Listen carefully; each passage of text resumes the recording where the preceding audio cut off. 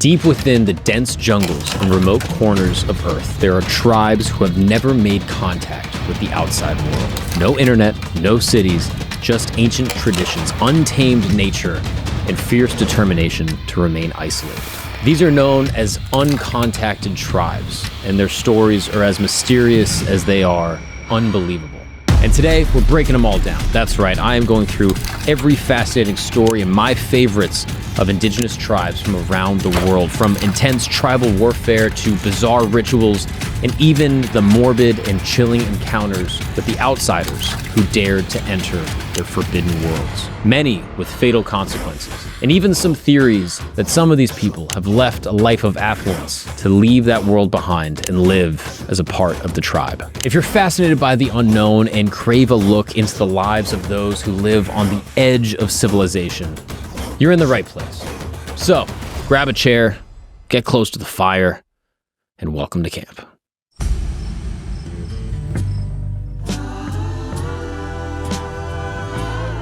What's up, everybody, and welcome back to camp. Yes, we are in the tent.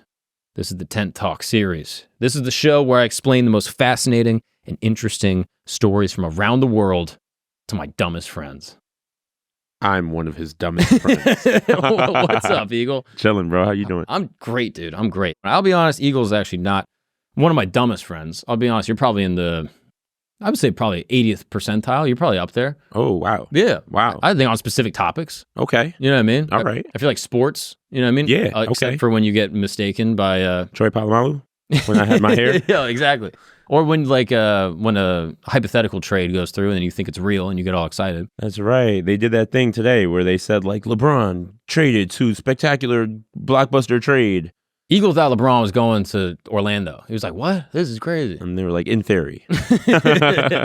But other than that, and then rap history, I feel like you probably could teach a course on at MIT or something. Dog, listen, I'm a hip-hop head for real. Yeah. In my opinion. I mean, you know, people will argue that they know the most about hip-hop, but I'm pretty locked in. Well, let me ask you something. What do you know about indigenous tribes? I come from one. No, is that true? No. Well, technically, I don't know. Think about it. Okay, hit me. You're half black Yes. and half Jewish. Yes. That's Jews a tribe. Jews are a tribe. Yeah. They love saying that shit. Yeah. I don't know what it means, but my dad says it all the time. He's like, "You're tribe people." And I'm like, shut up, nigga. You're not Native American. I don't fucking know. Yeah. If there's no feathers involved, then you can't, no, it don't count. Yeah, I enjoy my Jewish side so much. For like a month, every time I get on the phone with my dad, I'd be like, the Honorable Elijah Muhammad once said, and I would start all my sentences like that, and it would drive him insane. And he started like calling my family and being like, I think, I know Eagle's like a militant guy, but like, is he becoming like a Black Israelite? Like, is he becoming like a Muslim? Like, what's going on? Bro, you would be a funny ass Black Israelite. Bro, it'd be the best. Like just on the corner, because you'd have jokes and shit. Like you'd be able to chirp people. I should be a Black Israelite for Halloween.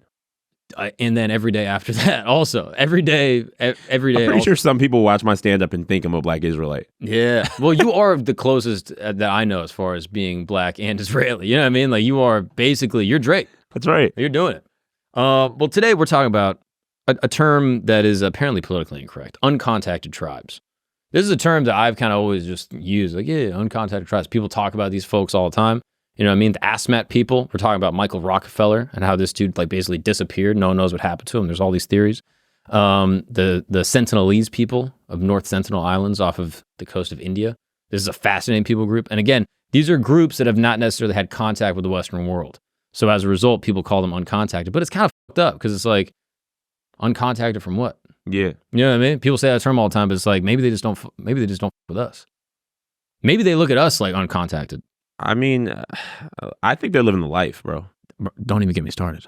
Like what a peaceful life compared to, I mean, just the outside, the stresses we deal with because of, I'm a firm believer in this when it comes to like indigenous people groups, which by the way, I'm going to say indigenous. I think that's fine. Okay. I think it's fine. I'm a comedian and I don't think they'll hear this.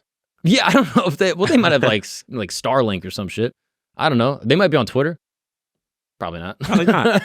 Probably not. Yeah, I guess they're not going to hear it. But if there are any indigenous folks listening from like a treehouse somewhere or something, just what's up? First off, thanks for subscribing. We're only talking about you because we're fans of you. Yeah, we're huge fans, big time. And I'm actually a firm believer that 90% of like the stress that we deal with is a consequence of modernity. This is a side effect of this lavish, lush lifestyle that we live as Americans, specifically people in the first world in New York City. You know what I mean? We got all dumb when you said modernity. I was like, oh, Moderna. This is like a vaccine thing. Yeah. He's like, the consequences of vaccines. Also, yes, that's what I'm getting to, actually. I'm glad you brought that up. No, it is like, I think you're constantly on your phone. People aren't like doing physical labor at all. And I think for 200,000 years, Homo sapiens have been just doing fucking cowboy shit, living out in the woods, killing little chipmunks, fishing, eating fruit. Even though I will say, you ever watch like one of my favorite type of shows to watch, which I recently found out. Some girl told me that it's the guy's equivalent to the murder documentaries. What's that? Is Survivor type of shows. Oh, have you seen Alone on Netflix? Okay, so it is the guy equivalent. Yeah, I see how you perked up. I'm like, oh, we all love this. Okay, yeah, we all just love this. I think it's built into our lizard brains. So here's the thing. Oh, that actually makes a lot of sense, what you're saying. Yeah, even gender-wise, it makes sense. Like our caveman days of like what we naturally are. That's interesting. So I do kind of believe that. So like I love those shows, but every so often they're like eating like a squirrel. Like I'm watching this one where it's like teams, right? It's on Netflix. And they'll like get this squirrel and it'll be dinner for the whole fucking team. Yeah. And they'll be like, oh, this is so good. And then the guy will be like, this is 3 grams of protein. This will make it so they survive till tomorrow. Yeah. And I'm like, nigga, just starve. Like honestly, like if that's your dinner, bro, just starve, bro. Let that squirrel live. It wasn't even worth it, bro. That shit gets me bricked up, dude. I love that. I read this thing recently that I wanted to try. It's called a simulated hunt. Have you ever heard of this? No. This is hilarious. So basically, like, you go to the gym, you lift, you get a little pump going, and then you run on the treadmill 5, 7, 8 miles. Second you're done running, go get a steak. Eat like raw, like basically raw steak. Ooh. And you're simulating a hunt. You're lifting, getting the pump, running, chasing after an animal, eating the flesh. Now, you do this? No, but I saw it and I was like, this is kind of sick. I was like, this is kind of fucking awesome. But then you look like a psycho. Like you're getting off the treadmill. We should do this one day, and we should like make a video out of it. We should like record it. Let's just go walk and get a hamburger, and I'll be like, close enough. That's funny. Yeah, I mean, that's like, funny. It's like a quarter of the way there. That's funny. I mean? Yeah. What's up, guys? We're gonna take a break really quick because I'm coming on the road. That's right, Pottstown, PA. Friday, November 8th, 2024, I'll be at Soul Joel's. You can come see me do 1 hour of stand-up comedy, nothing more and nothing less. It's going to be an amazing time. And if you're not near Pottstown, don't worry, because I'm coming to Stamford, Connecticut. I'm going to New York Comedy Club. That's right. They have a bunch of amazing clubs in the city and also an amazing one in Stamford, Connecticut, November 13th. If you want to come hang out, come hang with me, say what's up. I'll be talking to everybody after the show. We'll be doing an hour of comedy, guys. Stand-up comedy. It's my passion. It's what I love to do when I'm not inside this tent. So come kick it with me. Bunch of crazy stories. We'll have a great time. And also I have a show that will eventually become, ideally, a weekly show that I'm doing at Mary Lou's, October 2nd in New York City. If you are a New Yorker or if you're in New York, Jersey, Brooklyn, Staten Island even, you're invited. October 2nd, Mary Lou. You can find the link at my Instagram. Get it in the story. I'll put it in the description. I can't wait to see you guys there. Let's get back to the show. But I'm like fascinated by indigenous folks. I kind of think they're living the right way. I think that our lifestyle has gotten us a little soft, and as a result, we've had all these side effects. Like we're eating food that's probably not that great for us because it's been like mass produced, but you got to do it to take care of, 1 billion people or whatever. And then we're on social media. We're not exerting our bodies. It's like, I feel like 90%, maybe I shouldn't say 90%, 100% of our problems. With it. You know what I mean? Yeah. Like anxiety and all these things that like I struggle with, other people deal with, I think is a side effect of like, oh, we're not living amongst nature. We're not seeing trees. We're not working out regularly. We're not getting sunlight. Again, I don't think that's the panacea to fix everybody's problems. But for me, when I get sunlight, I work out, I have a regular sleep schedule, I have friends, and I'm like a pro-social animal. My life is like a million times better. And I look at these indigenous people, I'm like, I should do that. Oh, yeah, bro. But yeah, bro, you should find a jungle. That's what I'm saying. And bring your family. This is the closest I could get. This shit's fire. This shit is fire. But it's not always so gravy when it comes to trying to join an indigenous people group. As we're going to find out, there are some folks that have tried. I actually have looked into indigenous people before. I actually know a little bit about this. Really? I swear to God, yeah. I've heard about the guys that have like tried and then got fucking like bodied. You know what I mean? We're getting into all those stories and more. We're breaking everything down. I did a whole wormhole on head hunting, like those little shrunken heads. which for the record have appeared in every people group around the world. It's like something like weirdly primal in like human beings. We're going to discuss all this. Shrink heads? Yeah. Like in Men in Black? Yeah, exactly. You've seen Beetlejuice? Is that possible? Can you shrink a head? Yeah. You got to take the brain out. You got to drain it. Yeah, you got to take the skull out, right? Yeah, well, sometimes different people do different things. I'm going to explain all this. This is fascinating. And yeah, it's just like a fascinating little case study. Now, I'm talking about this because later this week I have my friend Hazen Audel. He's like a survival Oh, I know Hazen guy. Audel. You don't know Hazen. No, we grew up together. Stop. Don't stop. He grew up in the jungle, I think. All right? This nigga's Tarzan, okay? Yeah.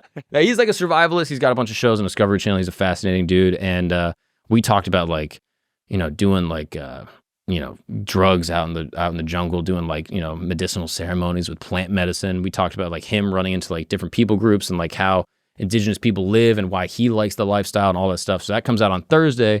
And after the conversation with him, it just got me thinking. I was like, dude, we got to jump into all this stuff. How does language start? Yeah, that's You know what I mean? I've actually Like if heard you're like a random jungle tribe, right? Mm-hmm. How do you guys start that? How do you guys start communication? I heard a theory about this, like anthropologically speaking, that there's a researcher actually at Columbia. He's grew up as a dancer. I forget his exact name, but he now is a neuroscientist that studies the origins of language and speech. He's like a linguist. And he kind of has a theory in very broad, again, I don't fucking know, that basically singing and dance are kind of like the early predecessors to language. Because you think about it, like almost every animal basically virtually, communicates through song or like, body language and like the way they present themselves. So like they suggest that as Homo sapiens were kind of like, coming about, evolving from a common ancestor, that there was singing and dance. Literally, it was like not literally dance and not literally sing, but like in the way birds sing. You know what I mean? Like we think they're singing, but really they're just like, fuck me. Yeah, you know what I mean? Like talking, they're trying to get dicked. Yeah. And that's like basically what humans seems like they were doing. And then slowly, like as we get vocal cords and stuff like that, we're able to actually communicate like words and shit. So that's kind of how it all starts, allegedly. Interesting. Yeah, because I got to think like a tribe, like it's like there's no basis of knowledge. Yeah. This is just out there. Yeah. And then like a lot of stuff doesn't get written down. So it's all like oral tradition, all oral story, which is why I'm a big believer in podcasts. I think books are like a deviation from the way that we've like preserved information for like, a millennia. I hate books. But I think we should, because low key, I've gone on many forums and said this. I don't talking is the way that we've passed on information for 200,000 years. I think books is books are it's propaganda. It's bullshit. The concept of like books being important, I'm like, this is crazy. Yeah, this is crazy. Yeah, no, we're gonna swing back now. It's all we got to get rid of it. We got to burn all the books. Burn the books. Yes. Why do we have all this technology and we're still using books? It's crazy. Yeah. For the record, I actually have a Kindle, so I'm completely fine with that. See, yeah. Kindle. See, now I'm gonna talk about like specifically tribes and like indigenous people that have violent histories, okay? Now, again, I don't want to paint all indigenous people this way. I think most are actually probably pretty chill. But unfortunately, and rightfully so, they get fucked over by people, colonists, people coming in, fucking with their shit, stealing their stuff, all the way from the early times. And as a result, they harbor a resentment. So some of their violence and warriorship makes sense to me. And furthermore, I kind of admire it. I like, these guys are badasses, and I like badass warriors no matter where they're from. So I want to break down all that stuff, but I just want to make that little caveat.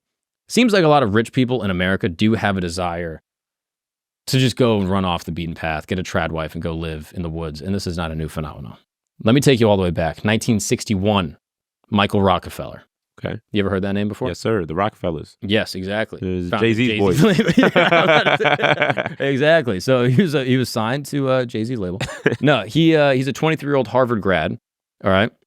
Son of New York governor and / U.S. Vice President Nelson Rockefeller, and the grandson of the oil tycoon, Standard Oil, John D. Rockefeller. B-Stats family. Crazy, right? This guy has the life made. He's living in the 60s in America. People complain about Bronny James. I'm just going to throw that in there. Wow. Yeah. No, the king of the Nepos. And he was like, you know what? All this is great. I want to go live down in the jungle. So he was running. He committed a crime. But yeah. What's his record? Nobody's like, I'm going to go live in a jungle with all this money. No, nigga, something happened. You did some shit. Yeah. You did some. He says, according to his cover story, he was fascinated by tribal art and wanted to collect a type of art from a specific tribe known as the Asmat People. And this is in Dutch New Guinea. And he was basically like, I'm going to go down there. I'm going to get some art for my father's museum of primitive art in New York. And as a result, he was taken to one of the most dangerous and remote parts of the world, the Asmat region of New Guinea. These people were known for their sophisticated wood carvings, but they also had a dark reputation for headhunting and ritualistic cannibalism. Fire. Crazy, right? Fire. Like, I hear that shit, I'm like, what happened to that? Fire. This is where that dude, that fucking actor guy who was eating bitches. What's that nigga's name? Oh, Army Hammer? Army Hammer should have went with them. Yeah, for real. Yeah, they just be like, oh, bro, we know what you need. That's what he should have said. He should have been like, yo, y'all are being racist right now. He should have said he was from that tribe. This is culture. Whoa. Call me a culture vulture. Beings. Call me a culture vulture. But don't call me a cannibal. All right? Which actually, there's a whole crazy, symbolic history to cannibalism. We'll get into that too. Basically, this guy, Michael Rockefeller, 1961, he's traveling on a river in like a small little boat. He's with a Dutch anthropologist, Rene Wassing, and the boat capsizes. Okay. Rene is clutching the side of the boat and he's holding on. And Michael Rockefeller looks out to the shore and he's about 12 miles. But again, if you've ever been on water, you kind of see the shore and you're like, bro, that shit is mad close. Yeah. I do it all the time. Like, you'll be at the beach. Damn, that's such a good point. You're like, yo, that sandbar, I'll also go swim to it. And then you get halfway there and you're like, yeah. You're like, I'm going to die. He was like, I got that. 12 miles. His last words that he said to Wassing, this Dutch anthropologist, he says... That's the funniest transition ever. He was like, I got that. 12 miles. His last words. Yeah. His last words were, I think I can make it. He didn't make it. That's the wrongest somebody's ever been. Despite an exhaustive search, including helicopters, airplanes, divers, local villagers, no trace of Michael was ever found. Officially, and we'll come back to this, he was declared drowned, but for years, the rumor persisted. Some speculate that he was killed and eaten by the Asmat in retaliation for a previous massacre by Dutch colonial authorities, in which several Asmat leaders were executed. So again, in New Guinea at this time, the Dutch are going in there, they're fucking them up, they're taking people, they're kidnapping, they're doing fuck shit, okay? Yeah. So as a result, they got a little animosity. What if Michael Rockefeller makes it, and then they find him, then they go, oh, look what we got, little white boy, murk him. I mean, I don't think that's what happened. It sounds like this nigga drowned. No, But all right. Well, how about this? How about in the Sage Harvest in 2014, a journalist named Carl Hoffman went down to the Asmat region, and he uncovered testimonies from villagers, the descendants of the people that were there at the time, that hinted at the possibility that he indeed had been killed and cannibalized.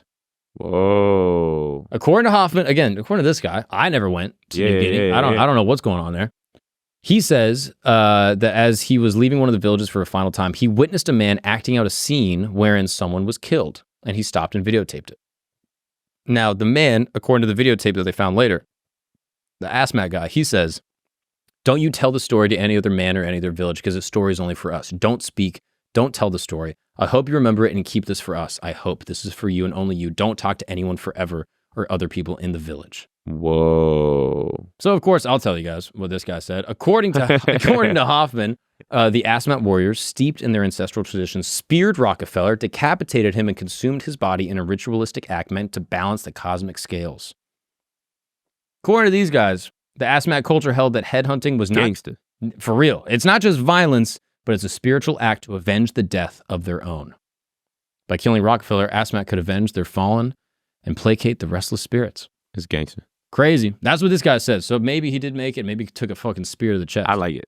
Kind of wild, right? Gangster like shit. Like, I feel like we've lost this energy. Like, yo, you want to pull up? You want to come to the shore? Bang. This is like regular hood shit. It's like Chicago, like, don't go on that block. This is our block. Where you from? This is like West Coast, like, where your grandma stay. What Kendrick say? Where your grandma stay. Low key though, I am fascinated by like in America specifically, like all crime, whether it's like Italian mob or whether it's like gang violence in Chicago, like it's fascinating to me because I do think it showcases something core to what is human. You know what I mean? Like this idea of like the street code people talk about, like in The Wire and shit, right? Like that stuff I think is built into humanity. Well, it's also interesting, like how different areas, what matters to different areas. Like I was talking to somebody about that the other day where I was like, all right, like if you go to the West Coast, right? They're like killing each other over like gangs and colors and neighborhoods, shit like that. You go to the East Coast, killing each other over drug money. It's all drug shit. It's all like, and that makes sense because New York is like such a hustle bustle place. Even people who aren't, legally hustling and bustling, they're hustling and bustling. That is like, let's get some money, let's get rich. And also it's like the hoods in New York are like the projects. They're like there's piss in the hallway. They're all fucked up, right? The hoods in LA, they're suburbs. Yeah, it's sunny all the time. It's sunny all the time. They got grass. They got a nice house. I also think they do different drugs. Am I crazy for that? This is just my interesting. theory. Like I feel like in New York, people are like doing fucking like coke and like heroin and fentanyl and shit. Yeah. And obviously that exists everywhere. Yeah. But I wonder if out in LA, like for the longest time, it was like, yo, we're gonna smoke weed. And now that weed's legal, it's like, all right, like we're gonna bang over other shit. It's not gonna necessarily be drug trade. I don't know. I'm sure they do cocaine and stuff too. I'm sure people like drugs. Listen, what me and Mark is saying is any of you West Coast gang bangers, we're not saying that at all. I did not say that. I did not. That's I don't believe that. I'll be actually coming to LA for some shows. And if anyone would like to come to the shows, this will be in 2025. All are welcome. All colors, any color that you rep, skin or flag or anything really, whatever. Now, how about this theory? All right, 1964, suspicions about Michael Rockefeller's disappearance lived on. Apparently, this guy, journalist Milt Matchlin, set out for New Guinea to solve the mystery in 1969, and upon his return, he wrote a book. In 2008, this guy Fraser Heston set out to develop a feature film. And what they concluded is that potentially he's actually living amongst the people. Whoa. Some people believe that Michael Rockefeller went out there. He's like a sex slave or something. Maybe sex. Like they're fucking him. That's not really what I said. I feel like you took it to a different place. You know what I mean? I feel like, or you think they're like a regular slave, maybe? Yeah, maybe. Yeah, why can't it just be regular slavery? I don't know why I pictured Tropic Thunder when Ben Stiller had like the thing. Yeah. It might be that. I don't know. But this is a mystery that we got to go solve next weekend when we go down there. Apparently, there's a photographers that went down there in '69, and they took photos of Asmat people paddling in a canoe. They claim that there is a white man, that is on the boat, and he can be seen paddling the canoe and looks strangely like Michael Rockefeller. Whoa. That guy right there. Whoa. This is nuts. Again, this is just a theory. It's possible there's just a light-skinned dude. There's just Dog, that nigga's not light-skinned, bro. No, that might be a little Chris Brown looking guy. You know what I mean? Like it might be. That's a white man. That's a white man. Might be Steph Curry. Look, I don't know. There's no dick. No, it's high. He's got his leg up. Come on. No. It's cold, bro. Look how cold it is. No. See, even that's a white man argument. No, it's freezing, bro. And then look at his hair. Look at his hairline. He has no shape up. No, they all got shape ups. Even people on some weird jungle get shape ups if they black. All the black people got shape ups. He's natural. He loves his blackness. So he's like, yo, I'm just gonna let it rip. No, and that's his hair is straight. This is a white man. This is a white man. His muscle tone is terrible in his legs. That man can't jump. Yeah. This is a white man. Yeah, he easily looks 60. He's probably 28. You know what I mean? That's him. I'm sold. So that's the theory that possibly he went down there and he survived. You flipped me completely. I was like, oh, no, he drowned. And now I'm like, no, he's there. That's him. He's a sex slave. One of the... and he's naked. He looks like he's getting fucked. I was right. Apparently, this is one of the last photos that was ever taken of him. This is where it gets very creepy, all right? One of the last photos he was ever seen with was with these motherfuckers. Wait, so he was with them? He was with them. Oh, yeah, definitely don't think he drowned. Who knows? First of all, that's a devious looking smile. That dude is scary. I can't tell if it's just because it's black and white or if this guy is devious. That is the scariest looking guy I've ever seen. Maybe he said a joke or something. Maybe he said something funny. Well, they all have very interesting smiles. Yeah, this is a handsome guy. Handsome. Regardless, to this day, no one necessarily knows what happens. Some people think he was murdered. Some people think that he was drowned. And others believe that he's just... Why was he there? What, taking pictures of them? He was just fascinated. He wanted to get art for his dad's museum, as the story goes. I don't think black people ever do this. I don't think you can find a black person who ever did this. Why? Why not? Life is dangerous enough. You don't need to do that. That's absurd. I would bet any amount of money no black person's ever done this. Yeah, low key though, like I feel like it's like, and it's black tribes. That's the crazy thing. Even black tribes, black people are like, nah, I'm good. Yeah, it's just life is too good for white people in America. So we're like, yo, let's go get some danger. Yeah. But black people are like, we will just call the cops. And That's the stat. I can literally call the cops on myself and be like, I'm so scared. I can be like, officer, I need your help as a protector of the law. Yeah. And then I'll be in a dangerous situation for that. Yeah. You're going to spear it at the chest or some shit. You know what I mean? That's crazy. Yeah. Why would you go visit that type of tribe? That's crazy. Yeah. Just catch a vibe or something. I don't know. The Asmat people. He has another language. Yeah, he's learning the language. I don't know. But white people do this. This is a part of white culture. Is to go and do shit for no reason. I'm a defender of white culture. I do think white people have culture. Really? There is a culture to white people. I don't like when people say white people don't have culture. White people have culture. We do have culture. It's a weird culture, but you guys have culture. What are some of our cultural artifacts? Tell me. What do we do that's cool? Like incest. Okay, all right. What? You know what? We're going to edit that out. We're going to move on because you're starting to really fucking piss me off. No, like doing the shit like this. This is white culture. Yeah. No, this is going out and being like, we're going to look at... Well, white culture is like risking life. Yeah. That's a cultural thing. Skydiving, fucking bungee jumping. Yeah. Swimming. Gonna go wild. live with you guys swim. That's wild. Okay, that's wild. That's dangerous. It's also not white. You know what I mean? You ever been to the Caribbean? These motherfuckers can swim like crazy. No. Just be good ignorant and wrong. Good counterpoint. No. Good rebuttal. What about no? I'm like, can't argue with that. My favorite thing, losing an argument, just go, no. All right. Dude, I was having an argument with my buddy Foda, and I said something like a great point. He goes, no, I think I'm right. I was like, well, I guess that's kind of the end of the combo, right? But that's such an honest position to take. Hey, actually, I think I'm right. All right. Honestly, I don't want to talk about this anymore. I think I'm right.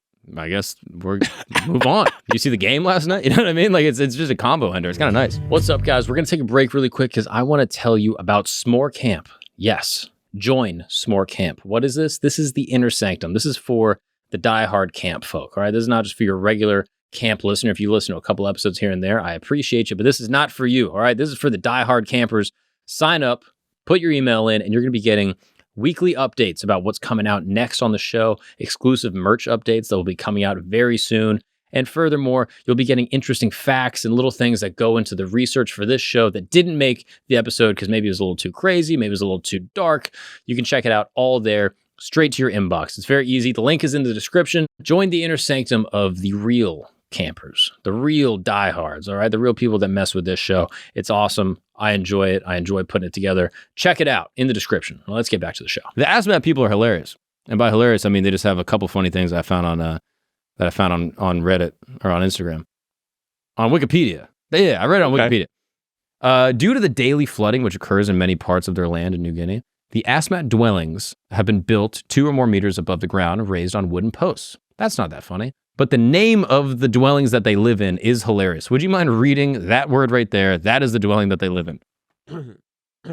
Before I read this, I would just like to say, to save my career, I am half of this word. It's crazy. You can't even say the word. That's crazy. Well, it depends how you say it. Jew. Oh, God. Why'd you say it like that? Because he said that. No, it made me want to say it all evil. No. Jew. Wow, that's crazy. Their thing is called Jew. That's funny. That's the dwelling that they live in. They live in Jew. They live in a Jew. I know a lot of niggas that live in Jews. Yeah. The one, yeah. I know a lot of niggas that live in big booty Jews. Yeah, get a nice little Jew girl. You know what I mean? It's not so bad. But yeah, that's what they live in. That's what their dwelling is called. And you might like this about their culture. Many Asmat men practice polygamy by marrying more than one woman. In many cases, men are expected to marry the male relative's wife when a relative dies, lest the widow and orphans be left without a source of protection or economic support. That's crazy. That second part was crazy. That's apparently what has happened. So if I die, my brother now has to fuck my wife. That's crazy. Legally. That's crazy. And this is for the... What do you want to happen to your wife? What do you let this bitch starve? What the fuck? No, you can't do that, Eagle. No. You got siblings? I got many siblings. Okay, so you die. I'm taking her with me. We both die, motherfucker. Are you crazy? I'm on my deathbed. I'm like, baby, give me one more kiss. I can't be letting you get dogged out by my fam. That's crazy. That's what I'm saying. But if I was Asmat, maybe I'd let it happen. Gotta respect the culture. That's fair. It gets even crazier. According to this one guy, Schneebaum. Schneebaum. I know Schneebaum. Yeah, you grew up with Schneebaum. Me and Schneebaum. He reported that many Asmat men had long-term ritual, sexual/platonic relationships with other men. Although the prevalence of this practice has been... that is actually the technical term that they use. Although the prevalence of this practice has been disputed by others. There's a term called Mbai. I'm pronouncing this incorrectly. If there's any Asmat people listening, feel free to comment. Mbai is They were the term. definitely fucking that white guy. Sorry, continue. The Mbai system, basically male partners were also known to share their wives in a practice called papitchi. This is probable that the missionary influence in the past few decades has reduced the occurrence of both Mbai and papitchi. Wait, what's papitchi again? Run that back. That is, according again to Wikipedia, I'm not an anthropologist, male partners were known to share their wives in a practice called papitchi. It's kind of hot. Just a little swinger action going on in the jungle. That's the thing. See, Americans, we do it like for carnal pleasure. You know what I mean? Like we do it like, oh yeah, I want to get. They're doing it for just a part of the ritual, part of the society. It's kind of hot. Some Mormon shit, some black Mormon shit. Right? Yeah, that's what I'm saying. So they've been doing it for a while. That's cool. You know, I was wondering, are they just like getting everybody pregnant? Like, do they have a pull? Do they know? I'm sure they correlate at some point. I'm sure at some point they were like, oh, this is because we're nutting in them. They must. Yeah. It's natural. It's human. That's a very easy human instinct to understand. And then they go, I guess I'm going to pull out and nut on these bitches' faces. Like, I don't know. I'm sure at some point. I've heard an element of this, according to like different tribes and condoms. Stuff. According to different tribes, like that'll do sort of like this kind of like polygamy, kind of like polyamory. Different people are kind of sleeping with different people's wives. Everyone's taking care of the kids. So like, it's not like that's dope. This is my child with my. It's like community kid. The child belongs to the community, and we live in a tribe of like 50, 60 people. There's no dads, all moms. Everyone's a mama. Everyone's a mama. That's what it is. Mrs. Doubtfire. You know what I mean? Like everyone. Well, no, you know the moms, right? You go like, oh, she came out of the mom. Yeah, you don't know the dads. But so everybody's a dad, I guess. And everyone's helping out. Yeah. That's I don't know if that's how they do it, but I've heard that amongst different people groups. Now, these people again have been known in. There's been some I guess I don't want to say allegations, but there has been some documentation that they're what's known as headhunters. Now, headhunting is a sort of like ritualistic, depending on the culture, basically the process of decapitating an enemy, and sometimes someone within your own tribe, to either showcase honor or to showcase like your power as a warrior, or to become a man, or even to honor someone in your own tribe. And like I said before, headhunting is fascinating. It has existed, it seems like, in like every corner of the earth. This is not exclusive to like, oh, these people did it. It's like any continent at any time, there are people chopping off people's heads and holding that shit up like, yeah, this is my shit. Gangster. Crazy. So like New Zealand, they had this thing. Whoa, New Zealand? Yeah, New Zealand were doing it. The Maori. I don't know. I always thought those were like the peaceful whites. The whites that went there, no, they're not peaceful. Really? There's very few peaceful whites. Maybe now they kind of chilled out a little. You know what I mean? They got a beachfront. You know what I mean? They get to chill. But I'm talking about the Maori people. These are the indigenous people. You know, the ones with the tattoos. Yeah. The haka. Oh, like the rock looking niggas. Yeah. Oh, yeah. You know that's New Zealand. So it's I don't know geography at all. Oceania, you could say. So like Samoan, New Zealand. Is that how you say Samoan? I mean, that's how the cookies. That's how I pronounce it. Wait, what do you mean? You never had a Samoan Girl Scout cookie? Samoan? Oh, Samoan. Yeah, I think they actually might have changed the name because I think I don't know. The Rock had a problem with it? Yeah, someone. I just assumed this nigga's like the president of being Samoan. I'm like, The Rock. It's The Rock. If you got a Samoan question, ask The Rock. Yeah, exactly. He figured it out. Yeah. He like it's all those dudes are the scariest motherfuckers ever. They're all diesel, and they do the haka, and that shit is crazy. You ever seen that clip of them doing it when they were playing like Team USA? Yeah, they were just like, and then Team USA scraped them by like 80. It's like, all right, bitch, do your fucking thing. It doesn't matter. We're still gonna beat you. Yeah, we invented basketball. Yeah. It's like they watched, they respected it. They were like, oh, wow, that's powerful. And then they're like, time to kill him. Yeah, but if it was rugby, they'd probably fuck him up. Oh, my God. The All Blacks? Beast. That's what they call the New Zealand rugby team. They call them the All Blacks? Yeah. That's fucking funny. Again, maybe it's just because they're Jersey. So they have a thing called the moko, which, again, I think there's like, this might have kind of like come out of use. But I believe that's what they call like their tattooing.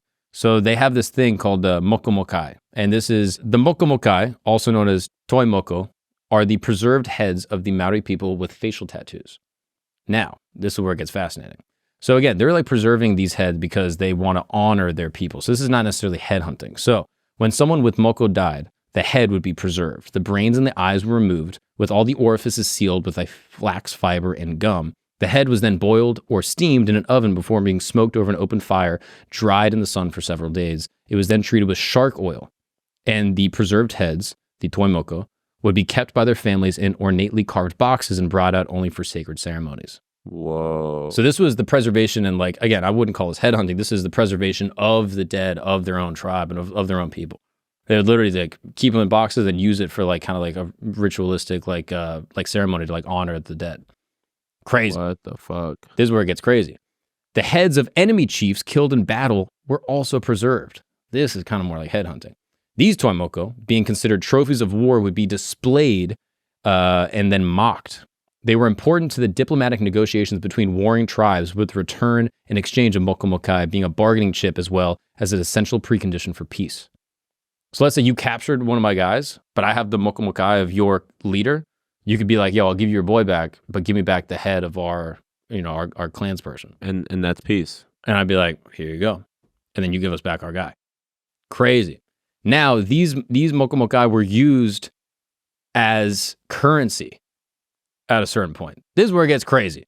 So trading of these heads with Westerners apparently became with this guy, Joseph Banks. All right. He was a botanist that was basically going over there. It's where the term bank comes from. That is, we'll fact check that. Maybe that's true. I almost said you were wrong, but you know what? I don't fucking know.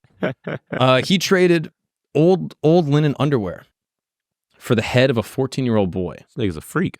They wanted the underwear, bro. He was like, yo, I'll give you some undies. Oh, they're freaks. And they were like, we'll give you a toimoko.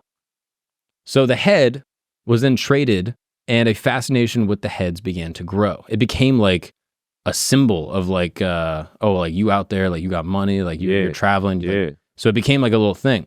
This continued with the mokomokai heads being traded for muskets and the subsequent musket wars in New Zealand.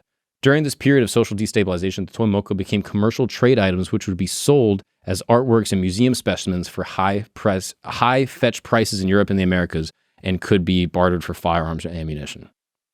Crazy. The demand for firearms amongst the Maori people in New Zealand became so high that the tribes would carry out raids on their neighbors to acquire more heads to trade for them. So again, they're not necessarily doing like these headhunting, but now all of a sudden they're like, yo, we can get guns. While the earliest toimoko sold to Europeans were slain warriors, eventually the demand from the traders outstripped the supply, so the heads of slaves and prisoners were tattooed with meaningless motifs. Again, all the Maori tattoos have like extreme like cultural meaning to the people, and people just started putting like fake tattoos on them just to sell them to get guns. The peak years is like 1820 to 1831. By 1831, the governor of New South Wales issued a proclamation banning the further trade of heads out of New Zealand, and during the 1830s, the demand for firearms diminished because every surviving group basically got armed. You know what this reminds me of? Weirdly? You know that old Chappelle joke where it's like from one of the, like, killing him softly for what it's worth or something. He talks about, oh, shit. Essentially, it's like there'll be peace in Israel, and he's getting head. It's like they were trading head for peace. Yeah, literally. That's what they wanted. They were like, all right, everyone gets guns, and we just got to trade some heads of some people. Yeah. But it became literally used as like money. They were like giving around, like, yo, give me a gun. I got 2 heads. And then some people eventually got like 15, 16 of them. They were actually used to be at the Museum of History in New York City up until 2014. Then they got repatriated back to New Zealand. Wow. Because they were like, yo, you got heads of like all of our ancient people. Like, can we have them back? And we were like, yeah, you're right. You can have them. But it's not just New Zealanders that are doing the headhunting. It's not just the Asmat people of Indonesia and New Guinea. The Europeans.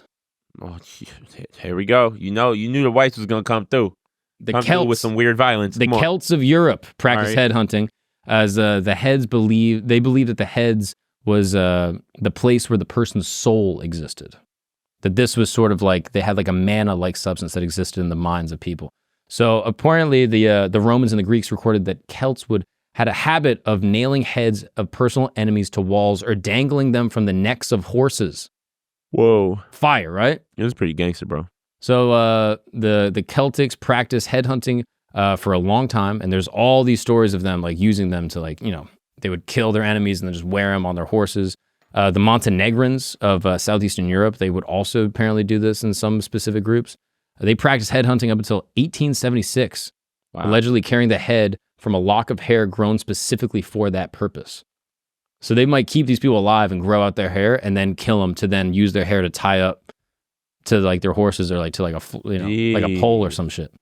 And by the 1830s, a Montenegrin ruler, Peter II, started a tower called Tabja, basically above like a monastery.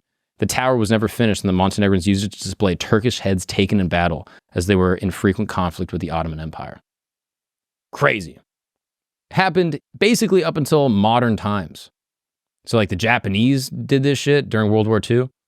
You ever heard of the 100-man killing contest? No. This is like hardcore like shit. Squid Game shit? Bro, worse.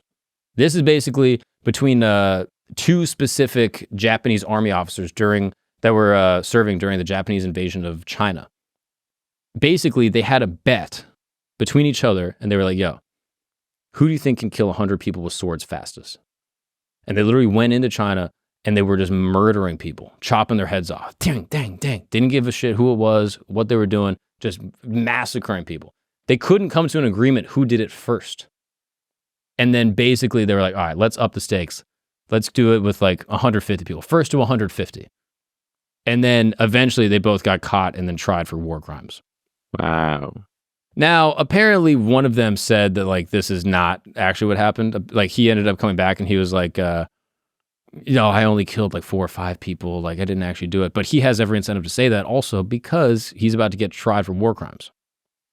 So people be decapitating people forever. Damn. It gets a little bit crazy, all right? This is the last one I'll tell you about this topic. During the Malayan emergency, British and the Commonwealth forces recruited headhunters from Borneo to fight and decapitate suspected guerrillas of the Socialist and pro-independence Malayan National Liberation Army. This is in like the 50s. Literally, the British were like, yo, we need some real killers. Let's hire indigenous people of Borneo to go murder all of our enemies. So they sent them out there, and they were going and just like cutting people's heads off as trophies and like turning them in to be like, yo, we did it. We killed your people. And they like got given money. Like they were hired as mercenaries. Fuck. Crazy, right? Apparently they denied this and they were like, nah, that's not really what happened. Like it wasn't really true. And Winston Churchill eventually banned it, who feared that like further photographs would continue being exploited for communist propaganda, basically being like, look how fucking brutal these people are.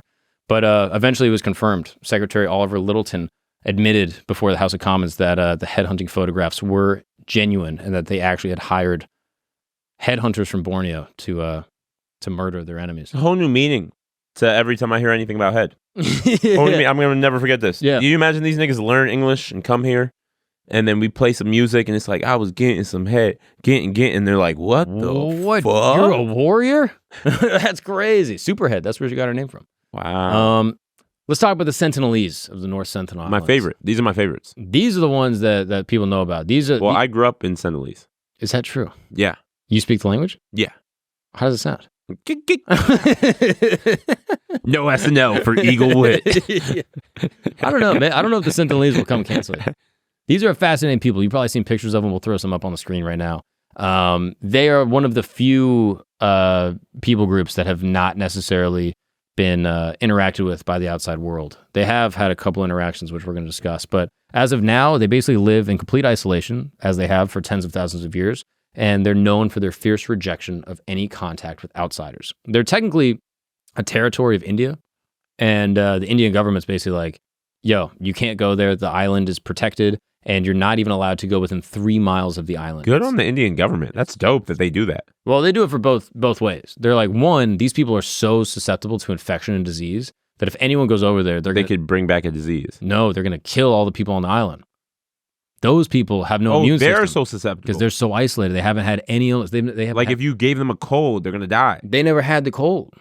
You know what I mean? Like they haven't, this is like Native American shit that happened here. Like they never had any of our stuff, which is actually fascinating. Apparently, the reason why so many like American natives died is because in England at the time, they had been living with cattle for a super long period of time, like the Black Plague, all that shit.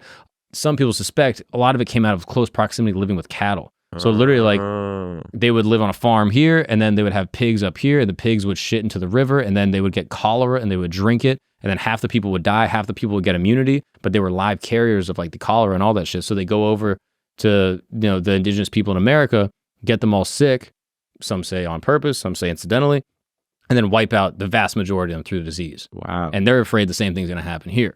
So they're basically like, no one can go. It's so impressive that a civilization can last 10,000 years without technology, without modern technology. Bro, we lasted 200,000 without modern technology. Think about it. I'm slow. No, but think about it though. Like, I think we forget that. Like, yo, we're We're survivors. What, like, we can do this. Your great ancestors like lived like these people. Like my ancestors were fucking chopping heads off and putting them on horses. You know what I mean, or some shit. You know what I mean? Like human beings are ancient, and I feel like we don't acknowledge it. I feel like we just look around. We're like, oh yeah, we just got here. We live in cities. We live in suburbs. This is like all That's brand a really new. good point. Even like we survive. Yeah, we are extremely resilient as human beings. And then furthermore, like some people even argue that like agrarian society, like growing like, crops and stuff. Like I don't even think the North Sentinelese people are agrarian. Like I think they're true hunter-gatherers that are like finding fruits, go fishing, and just live off the land that way. Wow. Like the whole agrarian thing is only what, 10,000 years old? If you believe in the Younger Dryas impact theory, maybe it's 20,000, 30,000. But like still, we lived 150,000 years and maybe even more as Homo sapiens with our same brain that we have right now. Just living off the land, eating fruits, fucking walking around, eating meat. Crazy. What's up, guys? We're going to take a break really quick because I got to tell you about this sick little wrist accoutrement that I got on right here. I know it looks fashionable. I know it looks sick, but it's actually for my health so I can live a long time. This is known as the Whoop. You probably see me wearing it during this podcast, maybe on stage. And I'm telling you, this is the single best device for tracking all of your health needs. I'm telling you, it is the most advanced health and fitness wearable on the market, all right? And this October, I'm doing Sober October. That's right. I'm not doing fentanyl one time this entire month or alcohol. Neither of those. And I'm actually joining the rest of the Flagrant crew. Allegedly, they're going to do it. Akash has been doing it his whole life. We're going to see if the other guys can keep up. I don't know. All I can say is that alcohol negatively affects my sleep drastically. I got my app right here. I'm kind of addicted. I track it every single morning because I like to know how I'm sleeping every night.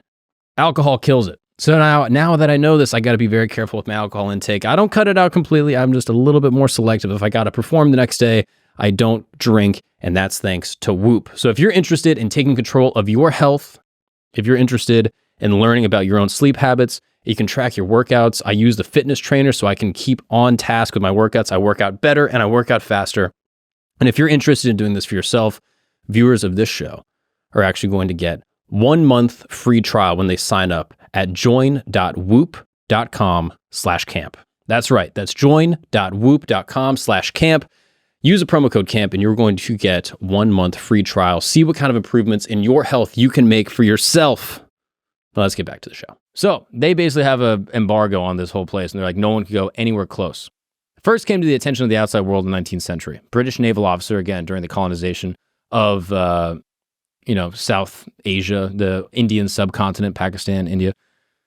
This guy went down there, Maurice Vidal Portman, and he made several attempts to, quote, civilize these folks.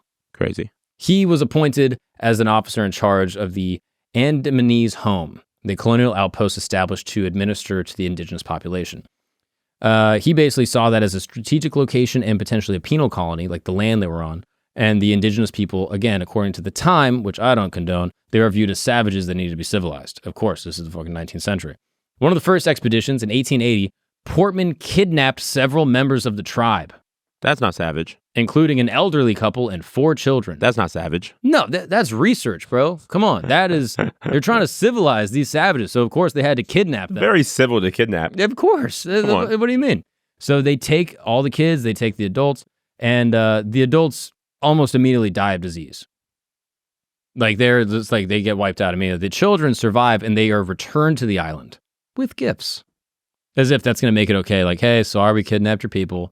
And sorry we killed your elders. I love the concept of them giving them gifts, but it's gifts they like can't use. Like they're like, here's a PS5 and a TV. Just plug it into a rock. Yeah. That's what I would want. You know what I mean? Give me a PS5. And they're like, all right, send them off. Basically, they believe that this left a lasting impression of fear and distrust towards the outsiders.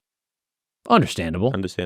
The first contact possibly cemented the tribe's hostility, and they were basically like, yo, fuck these people forever. If they ever come here, they're getting murked immediately because we're not having anyone else get kidnapped. Fuck them forever.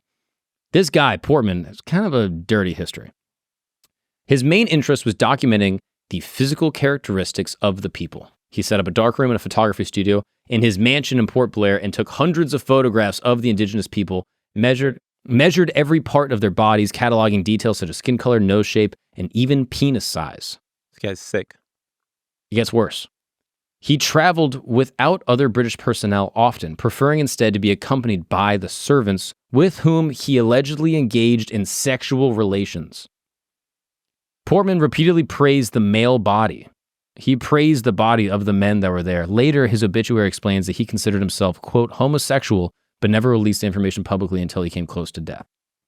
Fucked up. This dude was sucking indigenous dick. He went, probably getting it sucked. This guy's a fucking maniac. Went over there, tried to civilize them, kidnapped all their people, and then was having sex with them. And then on his deathbed was like, I'm gay, my bad. The fuck? It's like a Dwight Howard case. Yo, I'm from Orlando, all right? I'm not taking any Orlando slander on this podcast, okay? That was the funniest thing with Dwight Howard for years. I'm not gay. I'm not gay. I'm not gay. Hey, this guy raped me. Listen, I'm gay, but I don't. I love way you, to Superman. come out. Superman, I got your back, all right? I'm sure a lot of men have called him Superman. Yeah, and I'm sure many men have gotten his back. In 2006, 2 Indian fishermen, Sundar Raj and Pundit Tiwari, attempted to harvest crabs off the North Sentinel Island. This is in 2006. They drifted toward the island after their boat's makeshift anchor failed in the night. Other boats saw their little boat drifting over to the shore, and they didn't respond to the warning calls from passing fishermen, and their boat drifted to the shallows near the island. What do you think happened to them? Death. The group of Sentinelese attacked the 2 fishermen with axes and killed them. The bodies were put on bamboo stakes and left on the beach like scarecrows. 3 days later, the Indian Coast Guard found and went to retrieve the bodies. When the helicopter landed, the Sentinelese attacked the soldiers with arrows, and the mission was abandoned. Whoa. They couldn't even retrieve the bodies. That is crazy. That's how hardcore these motherfuckers are. These people are gangster. They're like, yeah, yo, look at your boy. Dead. Whoa. Oh, you want to come get him with your giant little bird twisty thing? Bang. Arrow right to the propeller. Fuck you. Crazy. Yeah, because they don't even know what that thing is. Yeah, they're like, they think that's another person. Like, who knows what they think? You know, they think it's a portal or something. They're like, yo, fuck you and your whole spinning bird portal. Out of here. Now, I kind of wish I lived in one of these things, honestly. Yeah, right? I want to live amongst these. I want to be an indigenous person. And just fuck people up. Dog, it's just a better life, bro. They're just like, yo, we just fucking eat shit, we fuck. We go to sleep, we eat shit, we fuck. Like, that's what we do, dog. We hunt. You heard that Louis bit about, like, what God thinks when he comes back to Earth and sees people, like, having jobs and stuff? Oh, yeah. He's like, I gave you everything. Yeah. Like, there's food on the ground. It's for free. Just go eat it. And they're like, yeah. They're like, what about the polar bears? What do you do with them? Oh, we killed them. No, there's food. I gave you free. It's everywhere. It is crazy. Now, you would think at this point, no one would ever go to the island, right? A couple fishermen accidentally fell asleep and then got their heads chopped off. Like, you would think no one would go. No one, right? Yeah. You're fucking wrong. You're fucking wrong, Eagle. Because in 2018, John Allen Chow, a Christian missionary from the United States, was interested in converting them. He was inspired by the stories of missionaries like Jim Elliot, who was killed while trying to evangelize an isolated tribe in Ecuador in the 50s. I love the concept of him being inspired by someone who was killed, trying. Yes, he was. And he was like, you know what? Let's do it. He went to India and was living there for a period of time. And he was fascinated by the Sentinelese and was like, you know what? Inspired by someone who failed. I'm sorry, I can't get over this. No time in life has someone been like it's like when your boys like Kobe Bryant inspires me, and like, who inspires you? Well, there's this kid in school that wanted to be a basketball player and he never made it. And you're like, that nigga inspires you? He's like, I don't know, something about him failing. My brother got cut from the team, and I was like, you know what? I'm gonna give it a shot. Like, why? Why would you maybe try music? Why? Why follow the guy who failed? Well, he did. He did it. And weirdly enough, Jim Elliott's story is kind of fascinating. He did get murdered by this tribe in Ecuador, but there's more to that. We'll get to that later.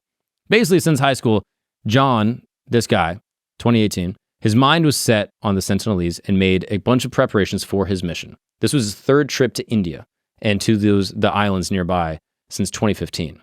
According to All Nations, which is like a group that was covering this, he underwent extensive training to be a missionary in 2017. He was a survivalist, mountain climber, scuba diver, EMT, and a wilderness guide who led people on hiking and camping adventures through the Pacific Northwest. He knew how to survive in hostile climates and conditions. He had a bunch of medical stuff. He had a thermostat. He had all his tourniquets. He had everything that he needed. He was also part Native American Choctaw. What? Choctaw. Oh, that's like a Native American tribe. Exactly. Fire. he was part that. And he was like, you know what? If anyone can convert Indians, it's me. This nigga's an idiot. He should know, as part native. He should be like, yo, it's not... Maybe he thought, yo, if the Europeans came over and... He was like, I know what they did to my people, and I'm going to do it to another indigenous tribe. Like, I'm just going to, like, let's keep it going. Exactly. Like, bro, why would you do that? Why would you do this? This clearly isn't a good idea. He was tap dancing. He was tap dancing. And you know what happens when Other Native Americans were looking at him like, bro, what's wrong with you? You know what happens when natives tap dance? It starts to rain. Anyway, the Indian government prohibited contact with the tribes because of Anyway was very nice. because of their immune system, so he planned his mission in secret. He hired local fishermen and paid them around $300 to take him to the island. So basically, he had this like little fishing boat, and he was like, yo, let me go there. Let me go give them some gifts. I'll come back to the boat. Let me sleep on the boat. And then I'll go back over there. I'll give them some more gifts. Let me come back to the boat. And then I'll finally go over there, and then we'll be friends, and everyone will live happily ever after. They'll become Christians. I wish we knew what the gifts were. Let's look. November 14th, 2018, the fisherman took Chow near the North Sentinel Islands, where he used a kayak to paddle closer. He made several attempts to approach the island over the next few days. He kept a journal that he kept on writing throughout the whole time. In his journal, which he kept during the mission, he describes his initial fear. He says, I regret I began to panic as I saw them going. I saw them on the shore. They began to string their bows. My thoughts were directed towards the fact that I was almost in arrow range. I backpedaled facing them, and then they caught a fish, and I turned and paddled like I had never paddled in my life, back to the boat. I felt fucking pussy. Don't half-ass it, bro. He went back to the boat and was like, all right, let's regroup, and let's go back tomorrow. That's fair. Second encounter. He goes on his kayak near the shore. The islanders are yelling. John writes that he, quote, sang them some worship songs and hymns, and that they would fall silent after this. Then two of them dropped their bows and took a dugout to meet him. I couldn't tell if they were truly armed or not, so I still kept a safe distance away and dropped off fish and gifts. And at first, they pulled their dugout past the gifts and were coming at me.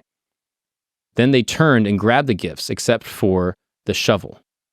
I paddled after them and exchanged some more gifts. I preached to them, starting in Genesis, and disembarked my kayak to show them that I too have two legs. I was inches from the unarmed guy. It was at this point, a young boy shot an arrow towards John's chest, which got stuck halfway through his waterproof Bible that he was holding while he was preaching. He jumps back on his kayak and retreats back to the boat. He writes, saved by God. Literally, writes in his journal November 15th, I'm scared. There I said it. Lord, let your will be done. If you want me to actually get shot or even killed with an arrow, then so be it. I think I could be more useful alive, though, but you, God, I give you all the glory, whatever happens. I don't want to die. Would it be wiser to leave and let someone else continue? No, I don't think so. John also writes, it almost seems like certain deaths to stay here, yet there's evidence of change. We'll try again tomorrow. What race is this guy? Part Choctaw. His last name's Chow. Maybe he's like Native American guy. Maybe Filipino, but his first name is John Allen.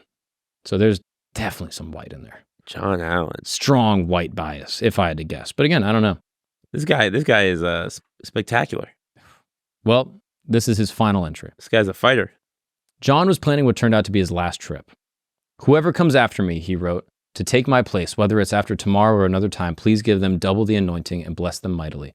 In his final letter, written to his family, he states, you guys might think I'm crazy and all this, but I think it's worth it to declare Jesus to these people. Please do not be angry at them or God if I get killed. Rather, please live your lives in obedience to whatever he has called you to do, and I'll see you again when you pass through the veil. He concludes his writing by saying, this is not a pointless thing. The eternal lives of the tribe is at hand, and I cannot wait to see them around the throne of God, worshiping in their own language, as Revelations chapter 7, verse 9 and 10 state. This nigga's sick. See, this is the thing that makes me not really believe in religion for real. Because I'm like, all right, bro, like, all right. So you think God just put these niggas here with no possible understanding of Christianity, so they have to go to hell? That's crazy, bro. That's not fair. I think God's more fair than that. Why would God make people and put them on this little thing with no possible understanding of Christianity? And because they don't understand Christianity, they have to go to hell. People have argued this. People say that, is it worse to try to proselytize and teach people about the name of Christ? Because then they can be condemned to hell if they reject him. But if they never know him, then it's possible they could go to heaven. Oh, okay. So as long as they never know him, they can go to heaven. Depends on kind of your sect, but that's kind of what I believe. That's what I believe too. I'm like, what, just because they don't know the nigga? Like, they never had a chance. It says in the Bible that the covenant is written on the hearts of all men. Exactly. So Jesus, that nigga Jesus is already in your heart. I think so. I think if you never know and you're growing up and, you know, the North Sentinelese great grandpa, you know, 1,000 years ago. You know, sometimes I say something that sounds so ignorant. I want to make it the name to my first comedy special, even though it will have nothing to do with what's in the special. What is it? That nigga Jesus. I think that should be the name of my first comedy special. Yeah. That nigga Jesus? Yeah. Have you seen That Nigga Jesus? Fire, right? That dude is sick. But yeah, he was like, yo, I'm going to go teach these people the name of Christ and they're all going to get saved. Again, I'm one of these people, I'm like, I think you can look around at the world and be like, yo, God is amazing. And maybe you don't know necessarily that's Jesus specifically, but you go, look at God's creation. And I think God will look at you favorably and say, you know what, you did the best with what you had. You're welcome to the kingdom of heaven. And they're doing the most like humane version of living. They're doing like, hey man, like we don't want anything crazy. They don't watch just porn. Trying to survive. They don't watch porn. Like they don't. They're just trying to survive. I don't think they probably don't steal. You know what I mean? It's probably hard to steal from someone when there's only 8 people on your little island. You know what I mean? Wait. How many people are on this island? I don't know how many. Oh, okay. I've read different reports. What's the smallest islands of like indigenous people that like survive and reproduce? So the exact number of North Sentinelese people is unknown, but estimates range from like 35 to 500. The most common range being around like 50 to 200. So it's not super, super big. You know what I mean? That's an apartment building. What's the numbers? Like some people estimate, like the most common estimate is 50 to 200. Wow. Yeah. 50 to 200. But have you ever heard of Dunbar's number? What's up, guys? We're going to take a break really quick because you need a clean and healthy alternative to give you energy throughout the day. If you're like me, you've been using a bunch of different type of stimulants and supplements to try to get yourself through the day. But I got to tell you guys about Ketone IQ. All right. This is of the most natural and cleanest ways to get into a flow state, to get that runner's high in a completely pure and natural way. That's why I love Ketone. I'm telling you, this is the best thing that gets me in between meals. It's if I'm craving a snack or I got like a little sugar craving, or I rip one of these, immediately goes away. It helps me stay in ketosis. If I'm trying to like get a little bit of energy, kind of improve my focus, this is the best thing to use. You know, it works for 2 reasons. One, they've partnered up with one of the top pro cycling teams in the year that swept all 3 grand tours in the past year. So that's one. 2, it tastes awful. Genuinely. I mean, it doesn't taste good. And that's how you know it's working. All right. Sometimes you get these supplements where it's like, oh, try this supplement. And it tastes like sugar or like Fruity Pebbles. You're like, there's no way this is actually good for you. This will keep your body in ketosis. You can test it yourself if you want to pee on a stick or something. And furthermore, it's going to give you a little natural, little runner's high to keep you going throughout the day. And I got great news for viewers of this show. You're going to save 30% off your first subscription order and receive a free 6-pack of Ketone IQ when you go to ketone.com/Camp Gagnon. That's right. That is Ketone, KETONE.com/Camp Gagnon. Check it out right now. Take control of your health, get a cleaner alternative, give you energy throughout the day, put your body in ketosis if that's what you're trying to do. Now let's get back to the show. There's an anthropologist guy, something Dunbar, I don't know. And he basically says, like the most that a group can grow to before it like fractures off is like around 120. So like for most... Oh, before beef starts. Before like you basically have too many people to like coordinate and like live sustainably Before together. you have to have a government. Basically type shit. And so like typically once like Homo sapiens get to like 120, 150, they break off. There's a new chief and they kind of form a separate group. Yeah, that's what I'm saying. Like beef starts. Like they gonna, eventually they're gonna start wars with each other. Exactly. If you get to pass a certain number. Exactly. So interesting. Some suggest that like human beings, all that we can really, because again, we still got an old brain. We got an ancient mind that's been around for a couple 100,000 years. That's all we can really mentally handle. You know what I mean? You ever heard that thing? There's a thing, and I was bored one time and I made a list. There's a thing where it's like you can only remember so many names. Yeah. I forgot the number, but I think it's like, it's not a lot. It's like 200 or something like that. Probably right around Dunbar's number if I had to guess. And I remember I literally like made a list. I was like, oh, what's some names? I got to like 1 something. And I was like, this is very hard. That is what our brains are supposed to do. So this whole idea of like, oh, I got 1,000 friends. I got 500,000 that follow me. It's like, you can't. And like some of them are like simple names, like mom and dad. Like, I don't know my mom's name. I was like, mom. Like, mom, where have I heard that name before? Mom. I was like, mom. My mom, yeah. No, I don't know if our brains are meant to handle this, which furthermore kind of goes to like, I almost wonder if government, because you have these people that are like dictators that control 1 billion people, hundreds of millions. They have armies of millions of people. I don't know if our brains know how to handle that. Like, think about So it. we're probably not meant to lead that many people. We got brains that know how to handle like a couple hundred. And now all of a sudden it's like, yo, here's 1 million. I think like when people get calloused and they're like, oh, no, 1 death is a tragedy, 1 million deaths, that's a statistic. Like that, I think is where it comes from. Because our brains are just like, no, this is all we can handle. Yeah. Let me tell you about John's final journey. All right. He basically writes down in his journal, I love you all. I'll see you all soon. He gives his journal to the fishermen and say, if I don't return, please give this journal to, my family in the United States and pass on all my personal belongings. The fishermen watched as his boat approached the island for the last time. They saw the Sentinelese shoot arrows at him as soon as he reached the beach. This time, Chow did not retreat. The fishermen reported seeing the Sentinelese dragging his body along the beach, and on that day, they buried it in the sand. Terrified, the fishermen left the area and reported to the local authorities in Port Blair that the preacher had died. And that was the last that we had ever heard of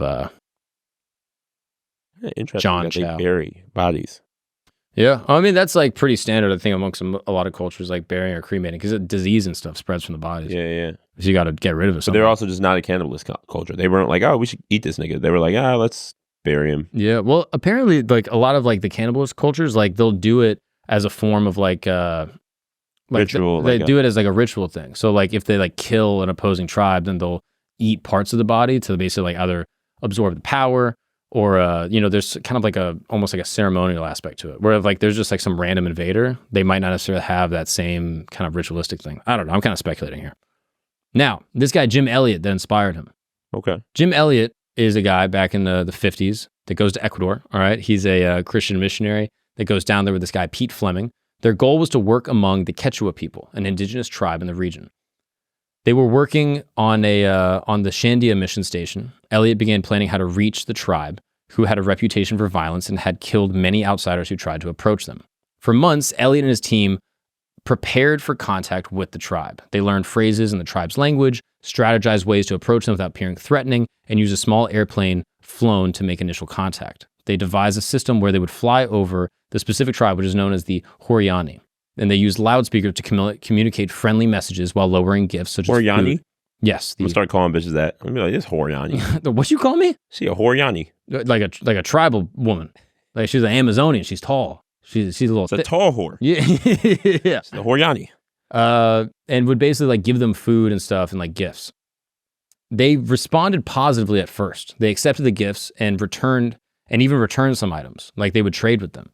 Encouraged by this, Elliot and his team decided, you know what, it's time for a face-to-face meeting. So in January 1956, they established a camp near the Kure River, where the Huaorani settlement basically is. On January 3rd, 1956, Elliot and his companions set up camp on the sandbar, and they hoped that the location would allow for peaceful contact. After a couple days of waiting, a small group of Huaorani, including a man that they nicknamed George, made contact. One of the missionaries even took the man up in a plane for a short flight. Again, what he thought would be building goodwill between the two groups. So this guy takes one of the tribesmen, the Huaorani, takes him on an airplane ride, and he's like, all right, now we're boys. I took him in the airplane, my big bird. We must be cool. Apparently not the case. The missionaries were unaware of growing tensions within the tribe itself. Some members of the tribe really liked them. They went on the plane. They were like, yo, these guys are cool. They give us gifts. Other members of the tribe distrusted the outsiders and believed that they were a threat. On January 8th, a group of warriors armed with spears approached the camp that Jim Elliot and his boys were sleeping in. The other 4 missionaries, Pete Fleming, Ed McCulley, and Roger Yadorian, and Nate Saint, were caught off guard. Whoa. The missionaries were armed, but they had made a pact to not use their weapons against the people even if their lives were in danger. But they believed that killing them would destroy any chance of future peaceful contact and conversation. As a result, when the Huaorani attacked, Elliot and his companions did not defend themselves. They were all speared to death by the tribe. Jim Elliot was the first to be killed, and then Pete Fleming and the other bodies, they tried to get away, and they were basically all murdered. The missionaries' deaths were widely reported in the media, including a 10-page article in Life magazine that brought the story to international attention. The deaths were initially seen as a tragic loss of life, but they also inspired a new wave of missionary work. Rather than retreating from the area, the families of the slain missionaries, specifically Jim's wife, his widow, Elizabeth Elliot, and Rachel Saint, Nate's sister, chose to continue their family's mission. What the fuck? Through their effort, peaceful contact was eventually made with the Huaorani and several members of the tribe, including some of the very men who killed their brother and their husband. They converted them to Christianity, and the Huaorani later welcomed both Elizabeth Elliot and Rachel Saint into their community, and they worked alongside. The power of pussy. It's the power of pussy. It's the power of pussy. Dudes came, they got killed. Girls came, the tribe niggas was like, well, I never seen bitches that look like this. It's kind of smooth, you know. Let's hear them out. Maybe that's what they need. Maybe they need to just be like, all right, only female missionaries from now on. I think only female people should go to Latinas, these weird, Latinas. No, that's smooth. No smooth one's going to look at a Latina and be like, what? No, that's a threat. Yeah. Got a nice in between. You see Latina, you're like, all right, I'll listen. They're not white. They're not black. What do you got to say? Nice little medium hot. What do you got to say? You know, he's like, I mean? But actually, maybe it might not have worked because these guys are Ecuadorians, so they might know Latinas. I think just give them, honestly, not even Latinas. I think give them whatever type of chick is not their type of chick. Every dude likes variety. You know what I mean? That's a good point. And it's like if you bring, let's say it's a white tribe. Bring a black chick. You take a black tribe. Bring a white chick. Hispanic tribe. Bring a black or a white chick. Bring them something they haven't seen before. Yeah. You know? A BBL Asian. BBL Asian. Bro. You know? Everyone wants a BBL Asian. That's fire. They're like, who's this Jesus guy you've been talking about? I'll listen to Jesus. Yeah, whatever. What's you want going me on to do? there? You want me to be Christian? I'll be Christian. To hit, I got to be Christian? I'll fucking be Christian. Hallelujah. It is crazy though. They ended up building a relationship with the tribe and they ended up being friends basically therefore all the way down. Pretty crazy. So maybe that's the power of Christianity. That's the thing. A lot of this, going to these tribes and da-da-da-da-da-da, I don't support it unless they're Christian, in which case, peace be with you. You look like white Jesus. What do you mean white Jesus? The wrong one. No. Jesus was an Anglo-Saxon, a European. You don't know this? Anglo-Saxon. He was. Jesus was a white Yeah, it's so funny. So my mom is such a militant black woman. She's a hotep. My mom is such a hotep. Yeah. So like, I think Jesus is black, right? I'm like most black people. I think Jesus is black. My mom thinks Jesus was dark skinned. No. My mom is like, because I'll be like, yeah, he probably looked like me, right? And a lot of people would argue like, yeah, maybe he looked like you. My mom's like, he was dark. No. He was like Wesley Snipes, black, like just like blackity black.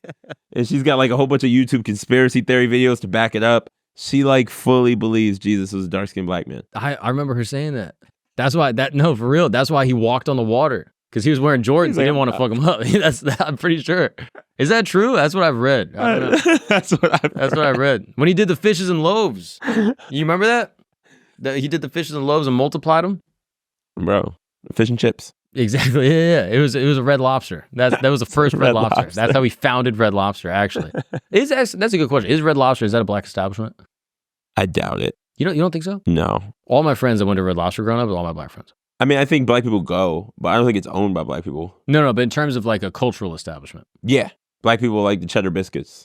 Yeah. Like there's a couple spots like that I think white people don't realize, like, oh, that's like some black shit. Like yeah, this would die without our business. Yeah, like Red Lobster. Red Lobster would fall apart without black people. Yeah. Applebee's fall apart without black people. No, is Applebee's a black restaurant? Son. No way. Son. I did not know this. Son. That's hilarious to me. Yo, the girl I'm talking to right now, she said the most ratchet thing I've ever heard. She said, yo, does the Applebee's got hookah? I was like, bitch. I was like, what is this? I was like, what the fuck? The craziest part, it does. that's what you don't realize. Next time you go, just I told her, I was like, yo, if you went to Applebee's with this idea, they would have to give you money. I mean, this is a brilliant idea. Oh, it's the only thing that could take them up another You're level. the president of Applebee's now? Dog. Hookah at Applebee's? Yo, that would go crazy. Dog, they'd be bigger than McDonald's. Yo, that's huge. That is fire. What about, I feel like Raising Cane's kind of goes both ways. Raising Cane's goes both ways. Raising Cane's is delicious. Oh, it's amazing. Bro, it's unbelievable. You know what I think is a white fast food chain? Zaxby's. I've never even heard of it. There you go. Zaxby's? Exhibit A. Is that a real place? I thought everyone knew Zaxby's. Maybe it's like a southern thing. Do they have it? They don't have it up here. I guess not. No, I've never really seen one. Oh, okay. But you had it down south. Yeah. Was it good? Oh, it's great. It's not white. That is a good point. That is a great point. Yo, what about Chili's? I feel like that's Chili's. Arby's is probably white. Arby's is super Arby's white. is white. I've never met a black person that was like, let's hit Arby's. Let's get roast beef. That's what white people ate in like the 50s. You ever heard that Deion Cole joke? No. Where he's like, what if Arby's just stands for roast beef? RB. Whoa. Yeah, it's like one of those weird little one-liners he does, and I'm like, oh fuck, that's actually a good point. It's a great. It's an acronym. Yeah, they spell it like it's not, but it is an acronym. That's crazy. It's kind of genius. Bro, I just saw Dion kill at the Kid Super Show at the Apollo. Oh, word? He ripped. It was awesome to see, dope. bro. He was fire. I'd never really seen him do stand-up before until that show, and I was like, wow. Oh yeah, I saw something like that. You guys did some type of thing at the Apollo. Yeah, I was just helping. I wasn't involved, but I saw him go up, and I was like, dude, that whole show was crazy. It was fire. Everyone, Earthquake was there. Ooh, DC Young Fly. Jeff Arcuri did great. DC went up too? Yeah, DC went up at the end, bro. He's one of the most talented human beings I've ever seen. Just went up there and just roasted everybody and just was like off the cuff. Bro, literally just like riffing and like killing. And he went at the very end. It was like a long show. It goes up to the very end. He's like, I feel like I'm in a cathedral right now. Like it was amazing. He's so talented. But yeah, dude, these are some of the uncontacted tribe stories. There's a bunch of other ones. There's like, yeah, my bad. We got sidetracked just now, like crazy. No. I mean, you're good. Most of these other ones I got are like just kind of like little side tangents. Like there's the this one is cool. We can end on this one. The Aghori. You ever heard of these people? These are a people group living in India. They are one of the most extreme religious sects in the world, living on the periphery of society. So basically, they are Shiavite ascetics. Ascetics. I think that's how you pronounce it. They worship Shiva, the god of death. The core philosophy of the Aghori revolves around transcending the dualities of existence, such as life and death, purity and impurity, and embracing everything as a manifestation of the divine. They basically do a bunch of practices that like they embrace death. They're not afraid of death because they're like, oh, good, death. Because they see death as an opportunity to overcome our physical, carnal bondage on Earth. These niggas are fucking elevated. They are way doper than us. Bro, let me show you some pictures of these guys. These guys are wild. Yo, I was thinking about it. I was thinking about what I would do if I visited one of these tribes. I think I have a game plan. What's that? My game plan, and it comes from the fast food convo we had. These are the Aghori. Wild, right? Whoa, that's kind of gangster, bro. These guys don't give a fuck. Hold on, tell me how you break in after everything I've told you about how everyone gets speared to death. Such a good plan. Tell me what you're gonna do. Such a good plan. Go ahead. First of all, I'm coming with hella bitches, right? All right. Not on some pimp shit, you know what I mean? Not on some like, they have to do anything, but I'm just coming with them. Like, yo, my shorty's gonna pull up, like, she might bring a friend. Yeah. It's like lighten the mood, you know what I mean? Some bitches that's not like their bitches. Very different, right? Mm-hmm. Then I'm bringing fast food. I think this is honestly, the bitches part is a joke. The fast food part, I'm so serious. I'm bringing fast food, and I'm gonna eat it. Then I'm gonna throw them the rest of the fast food. Hear me out. I think once they taste food with like seasoning and chemicals and all that shit, they'll be like, we can't kill this guy because we have to get more of that. What would you bring? I'd bring like McDonald's, nigga. Come on. No, I go Chick-fil-A. Fucking Mickey Dickies, bro. No. I bring him a Chick-fil-A. I bring him a Chick-fil-A sandwich, no pickles. And then I'm going to bring him strips, not the nuggets. I think the nuggets are different meat, but the strips. Yeah, and you give them unlimited honey mustard. Okay. Give them some Polynesian sauce. You got to bring the Polynesian sauce. They're probably like some weird subset of Polynesian people. Probably, yeah. They might already be. They might like, yo, how'd y'all get this? Who gave this to you? And then I probably do the honey mustard, and then I think they'd be solid. Bro, think about it, bro. They've been eating meat with no seasoning, raw. Yeah. We're like, dog, you don't even taste this. Yeah. Taste this, dog. Yo, that's a good point. And I would just give them Wi-Fi. Give them Wi-Fi. Tribal Twitter. That's what we need. We need native Twitter. Nigga, bring a phone. Yo. Just play a video. Fast food. Show them like an OnlyFans girl. That's it. And then they just need to feel like, oh, there's better. We can't kill this guy because this guy brought us better. Yeah. We have to get more better. They might worship you. Oh. They might make you like Jesus. Bro, why didn't they do this? No one wants God. They're over here bringing God. They're like, yeah, nigga, we already have God. We're here. They're like, we want fun. Yeah, we want in and out and whores. That's it. we want in and out and then to go in and out. That's what we want. People. Yeah. That's crazy. That's actually not a bad idea. Bring some sexy dudes for the girls. Yo. Fucking Magic Mike niggas. Yeah. Because like, yo, you bring someone roided up. Because a lot of these guys are like lean. Like they're kind of cut, but they're lean though. That's right. But you bring just like a diesel fucking running back. Yeah, dick swinging. Bro. Yeah, they're used to that. They want a small dick. They probably do want small dicks. They're probably like, yo, come on, man. We can't take this shit anymore. Yo, novelty is interesting. Novelty is interesting. Bring me. You want variety. Bring me. That's right. I'm bringing you. Exactly. Bring you some food. Yeah. This is great. I'm like, look how small this dick is. That's amazing. This is so novel. That'd be crazy. I am the food, bro. You be taking me like a Diddy party. That'd be crazy.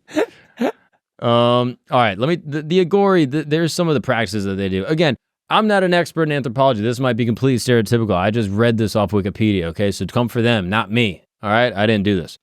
Basically, the Aghori practice, one of the most bizarre and controversial ones, is the ritual consumption of human flesh, aka cannibalism.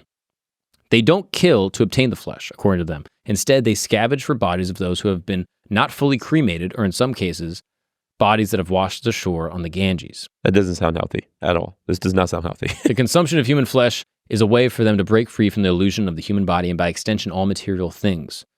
They're able to basically say that all material things have no true importance. For the Aghori, life and death are two sides of the same coin, and the body is just a vessel that houses the soul temporarily. By eating the dead, they seek to internalize this belief and conquer the fears of the physical world and death. With the exception of eating the dead, they sound really healthy and evolved as human beings. Yeah, they sound like very like stoic, you know what I mean? Like they kind of just like, look, I control my emotions. I'm not, tempted by the outside world. I eat my cousin. Like it seems like all chill kind of vibes. They seem like bros to me. Yeah.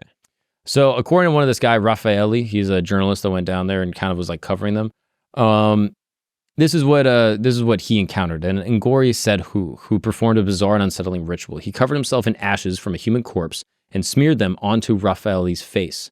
To the Aghori, this is a way of purifying Rockefeller, bringing him closer to death and by extension to enlightenment. The Sadhu carried a human skull from which he drank alcohol, symbolizing his disregard for the worldly distinction between purity and impurity. In fact, the Aghori are known to use human skulls, or kapalas, as bowls to eat and drink from during their rituals, further rejecting societal norms. Wow. They're also known to meditate atop corpses as their path to enlightenment. I knew these niggas meditated, bro. Yeah, right? I knew it. That's what I'm saying. Like, on the one hand, it's like, yo, these guys are like, these are calm. Like, you know what I mean? Like, they're mentally clear. I kind of hope nobody fucks with these guys, bro. But on the other hand, they're also drinking out of skulls. So maybe, you know what I mean? Yeah, but I mean, like, what's wrong with drinking out of a skull? Different strokes, different folks. I mean, Like we different cup. We eat cows. I mean, it's not like the person's alive. They're eating out of the skull. It's like they don't have cups. Yeah. Get them some cups. Bring cups. That is true, because we have so many things that we do that are like kind of like just eating animals. Kind of crazy. Eating tartare. Crazy. Tartare is literally just a cow, grinded up, not cooked or nothing, a little olive oil, some salt, and we just like, oh, scrumptious. This is a French We do all delicacy. types of crazy shit, bro. Sometimes it's so ironic to me that like if a fly gets in my food, I'm like, gross. There's a dead animal inside my Dead animal. yeah, you know what I mean? Like, that's funny. I can't eat this dead chicken because now there's a dead fly on the dead chicken. Like, what the fuck? Like, it's so hypocritical. But these people, they're not hypocrites. They're like, yo, we're gonna drink out of skulls because fuck. Meditating on top of a corpse? Mm-hmm. This is a practice known as Shava Sandhana. It's different.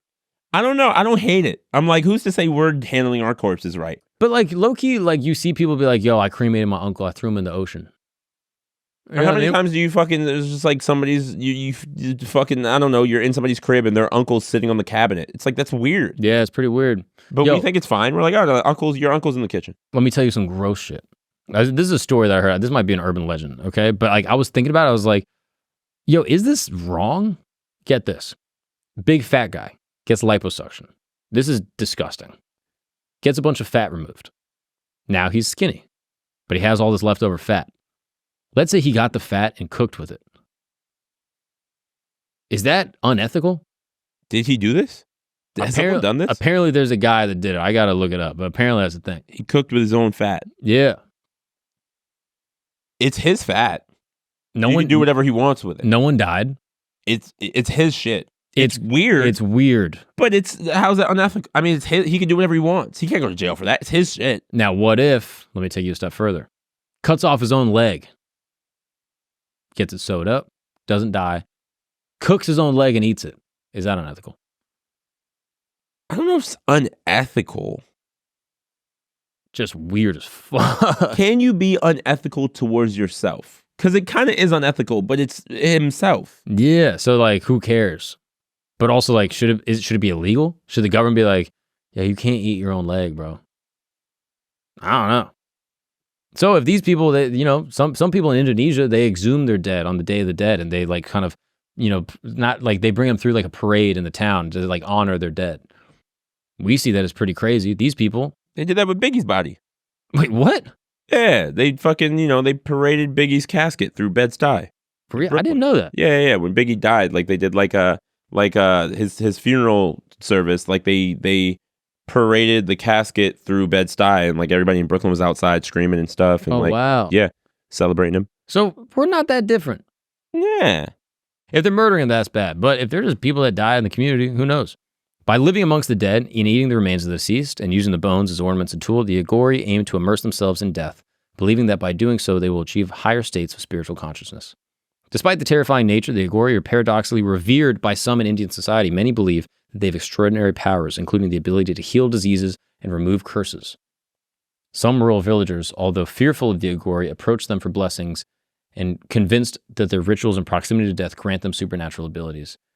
They claim through their spiritual practices they can absorb the ailments of others and heal them, using their connection to Shiva and their rejection of earthly pleasures to form acts of divine intervention. Wow. Crazy, right? Bro, man. Man, sometimes like I think like, oh, reincarnation is probably real. And I'm like, nigga, if it is, I'm trying to be reincarnated into one of these niggas groups. Right? Yeah, bro. It's just like a simple life. But you might get flashbacks from your old life where you were just like, and be like, damn, I wish I could warm up a frozen pizza right now. I wish I could just go smoke hookah at Applebee's so bad. Hookah at Applebee's. Do you name your podcast episodes? Now I do. You should name this one Hookah at Applebee's. Probably get taken down. No. I think the people like it. This is the unofficial name of this here episode is Hookah at Applebee's. It's pretty wild. I'll be honest. Listening and hearing about these tribes, minus the whole like murder and stuff, seems pretty chill. They seem like decently well adjusted for people who have had no contact. Yeah, I mean, I'm telling you, dude. My dream is to go get a farm, upstate somewhere, get some chickens, get a bunch of kids, and just live off the land. Really? Yeah. Oh my God. What else is there? Wow. What else is there to do? I would like to disappear on niggas, like for real. I think about that all the time. Where would you go? Like lately, I've been thinking more and more about like leaving the country, and I like America, but I'm like, I don't know. Like if I had money, just fucking like go live on some weird island or some shit. Like the world is big. There's like places where you could just go chill, especially if you have money. Yeah. You just fucking like relax. Have you traveled like that? Have you gone like through Europe and stuff? I went to Amsterdam doing stand up. That was a vibe. That was a vibe. How was the show? It was fine. Yeah. It's fine. The Dutch are a little reserved. Their food is terrible. That's the worst food I've ever had in my life. Dutch food? I hated it. That's hilarious, bro, because it's like, yo, you colonize mad people, like at least get some spices out of it. Bro, I think they colonized 4 spices. Right? Like the whole like joint stock company out of the Netherlands was for that. Where'd it go? Where'd it go? The terrible food. I lost weight on that trip. I refused to eat. I was like, I'm not eating this. I was like, this is crazy. That's because it wasn't just like a seasoning thing. It was like their textures. Their textures of food are like gross. I'm trying to think. We like chewing on things. Their shit is like mush. What are some Dutch foods even? I don't even know if I could name like maybe good. Dessert. Maybe dessert's good. Maybe. What about the red light district? You saw that? Went to the red light district. It was fine. It's cool. I was like, okay, I get it. Kind of like the food. You're like, all right. Yeah, like you walk through and you're like, all right, it's different. It was different. Yeah. What was I gonna say? We went to Colombia. That's probably fire. Colombia's pretty fire. You went for stand up. You went to hang. Just to hang. That was cool. It's pretty fire. It's beautiful. Yeah. But I don't like going. I'm lazy though. I don't like going to places where like niggas don't know my language. I like talking too much. I'm like, oh, I can't talk to nobody here. Like this sucks, bro. Low key, I think about that. If you had one of these 2 superpowers, you can play any instrument in the world. Second you pick it up, you just know how to play beautifully. Or you could speak every language. Speak every language. That's how I feel. Without a doubt. Right? Because like, not even close. I love humans. I love connecting with humans. I think all people are fascinating. Whether you're an indigenous person living in New Guinea, or you're like just a white guy living in Appalachia, I'm fascinated by all humankind, and being able to communicate with everyone would be so cool. Oh my God. You ever see the video of the guy that like speaks perfect Mandarin? He like lived in the black dude. There's a black dude. There's like a couple white guys on YouTube. Yeah. That like lived in Beijing for a while, and then they come back and they go to Chinese restaurants and then they order in perfect Mandarin. Yeah, I see these videos all the time. And all of them are like, you know our thing. Yeah. How cool of a connection is that? Yeah. I see these like old like Chinese ladies walking around Chinatown, and I'm like, yo, if we could just chop it up But you're inspiring me. I think my new hobby is about to be Duolingo. I think I'm about to try to learn like every language possible in my lifetime. That bird's going to fuck you up. Have you seen that bird, that Duolingo bird? No. You haven't seen this? I've never even used Duolingo. I've never downloaded it, nothing. Duolingo's got this bird, and they'll send you notifications like every day. And they're like, hey, if you don't do your Duolingo today, I'm going to find you. They've like leaned into this. You haven't seen this? It's hilarious. Duolingo's like marketing team. They're like, yo, if you don't practice every day, like we got problems. That's fun. Like, let me see you. Like, it's crazy. So you might have to deal with that. Bro, yeah, man, every language. I mean, because that's the only thing I don't like about traveling. I don't like the fact I can't communicate with people. Yeah, and then you're constrained to only places that speak English. And then you kind of feel like a dickhead because like you go to Paris and you're like, hi, can I have a croissant? And they're like, ugh. Like they can understand you, but they're a little bit like, all right. Yeah. You know what I mean? I feel bad being like, yo, I'm coming to your shit. And it's like when I meet British people here. I'm like, yeah, nigga, this is the language, but ugh. I think that's just racism. I think you're just being like, yo, I don't like British motherfuckers. But they do be wearing like fanny packs and, you know, cut off jorts. You know, you ever notice that? Who, British people? Yeah. They're the worst.